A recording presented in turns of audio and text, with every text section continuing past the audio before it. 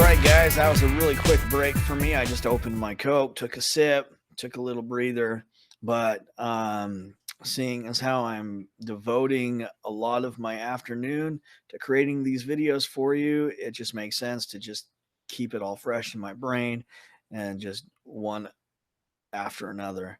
So, like I said in the last video, I found it extremely effective to break the code requirements in 250 into three parts, because it not only made it so that I was covering less material each night, but it gave me the opportunity to break down a grounding system into its three key components. And I think in a sense we mentally built a grounding system with those three nights. And so the first and most important part of any grounding system would be the grounding electrode system. And the first thing you need to understand about that, and I understand a lot of this is review, but the first thing you have to understand about a grounding electrode system is that we're only establishing an earth ground. So what does an earth ground mean? Well, an earth ground is just making an electrical connection to the earth. Um, One thing, and this is a bit of a disclaimer that you have to understand, is that the earth is not where the electricity on a utility system is trying to get to, right? Hopefully by now it's been well pounded into your brain that all electricity seeks to go back to the point where the imbalance happens. So what when you look at electricity and you look at an imbalance is a voltage. We call that a different of potential. And any voltage is wanting to get back to its source. And so in this case, it's always the transformer. But electricity, as it occurs in nature, uh, does not always get generated from a transformer, right? So we have another even larger producer of electricity, and it's actually electrostatic energy, electricity, and that would be lightning. And so our grounding electrode system's purpose is mainly to allow a pathway for lightning to travel through our grounding system and back into the ground, because that's where the difference of potential happens. A difference of potential between the electrons that are up in the air versus down in the earth. Okay, so grounding electrode systems are for lightning, for the most part. And the second function that they serve is it does serve as a equalizing base point for our voltage. So without a grounding electrode system, voltages tend to surge, and they're not as reliable. So when we talk about a grounding electrode system, we have some things that we need to understand, and we have some math we need to understand. Right now, I'm just showing you the grounding electrode conductor for alternating current table, because we'll kind of explain. I'll explain how to do the math for that um, just briefly. But the main chunk of section 3 is how do we build a grounding electrode? And that's really just going to take going through the slides on the individual grounding electrodes that you can use. Some of the more common ones are obviously ground rods, water pipe electrodes, concrete encased electrodes, which are called UFERs. A bit of trivia on that. UFER doesn't stand for anything. It's just simply the name of the person who invented it. Ground rings, ground plates, electrode, or what we would call those electrode plates. Section 3, or part 3 in Article 250, contains all of the guidelines on how to build those electrodes, and some little tidbits of knowledge on that is the surface area of the plates, the size of the wires needed, how much rebar is in contact with the concrete, where the rebar has to be, how deep a ground rod needs to be, whether it can be laid horizontally, and how deep it would need to be buried, and other little nuances like that that you're just going to have to sort out with the slides. The second aspect of grounding electrode system is the conductor that we use to connect the electrode to our system. And the place that happens is usually in the meter. In fact, by code, it has to happen in the spot where service enters the building. And so commonly for you guys that are doing residential, it's going to be in the meter base. Anywhere where the main breaker is. So if you come into a meter and then the main breaker's in the panel inside the house, which isn't the way that we tend to do things here in Utah, but apparently in Texas they do, then your bonding jumper is going to be there. When I bought my house, I had a bonding jumper that was in my panel and not in the meter.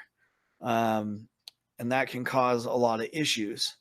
So I went ahead and fixed that problem because it was fairly easy to do. So we look to part three, um, to not only learn how to build an electrode and what we can use to do that, but also how we connect it to the building. And that's through various what we call grounding electrode conductors, or GECs. Um, and they don't always have to be conductors as we understand them. Okay. Uh, the buildings still can serve as part of the grounding conductor system. Uh, but basically, at any point where um, we're going to switch over to cabling and conductors, we need to use this chart that I'm showing you. And it's really simple. You just take and look at the size of your service wires and look at the chart based on the material they're made of, and use the appropriate size. Okay, so that would show that the largest required size um, of any grounding electrode conductor would be 3/0 copper, or 250 kc mil aluminum. That would be for any service conductor over 1100 kc mils, and that is huge. But here's the kicker, right? That's a total kc mil. So if you have parallels, so say you have 500 and 500 in parallel, and that's one phase coming in, well, you have to add that together and get your 1000 kc mils of service. And then that would put you obviously at 2/0 copper, or 4/0. So that's just a brief explanation on how to size those conductors. The the grounding electrode system, like I said, is for lightning dissipation and to stabilize our voltage. Okay. If we have lightning strike our building anywhere, it's going to find the path of least resistance. And a lot of times that's through the grounding equipment grounding system. And if we left out the next key component, then that electricity from the lightning would have nowhere to go. It would just kind of burn up all the wires and try to find a place to jump through, um, via an ionized air gap, right? Which would be an arc. And lightning is the largest example of an electrical arc that we know of uh, on Earth, that is. So the next and most important element of our electrical system is our bonding jumper. And up until maybe 2 code cycles ago, we were sizing our bonding jumpers based on this same chart, 250.66. But over the last couple of cycles, they decided to create their own chart for bonding and grounding. And this actually occurs in part 5 of section 50, because that is the section devoted to bonding. So we have this new chart that you guys get to learn about, but for me, it was not a part of my schooling, and it's not entirely different from the last chart. I'll scroll up. If you look at it, I guess I could do the pages side by side, but we still have a column for the size of our service entrance conductors, and we have a column for the required bonding jumper size or grounding electrode size, and they're not very different except for just a little smaller, right? So was it 2 or 3? For over 1100 it was 3, but we have this new note for bonding jumpers if our service is over 1100. So for the most part, they're the same, right? Up to 1100, it still requires 2-aught copper or 4-aught aluminum. Same thing here, up to 1100, 2-aught or 4-aught. But then when we get over 1100, we have all these new notes, which basically say that it has to be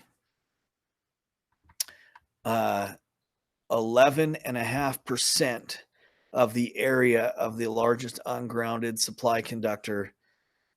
What that means is if you did have an 1100 KC mill service entrance conductor, then you would times 1100 by 12.5% or 0.125. And that would give you the KC mill size of your bonding jumper is required. Again, like I said, I can't remember if I said this in one of the videos that I'm going to publish, but the engineer typically does all that math for you, and you just follow what the plans say. But like I said, I wanted to just brief overview. And I'm still probably giving you a 15-minute long video. So I'll put a plug in for my office hours. The first time that you can do those will be tonight. And I hate to say that because, the video that I'm making, I'll probably use again. But if you have questions about your reading assignments, how to navigate the modules, then by all means join that live conference and ask away. And it may get a little bit cluttered. There may be all 36 of you joining in, but I'll do my best to keep order and get all your questions answered, and we'll go from there. So got one more video to make for you on this bonding and grounding, and that's going to entail this chart. And then also what I probably will say right before I cut this video is that I believe most of these charts are in the Uglies book as well. So see you on the next video.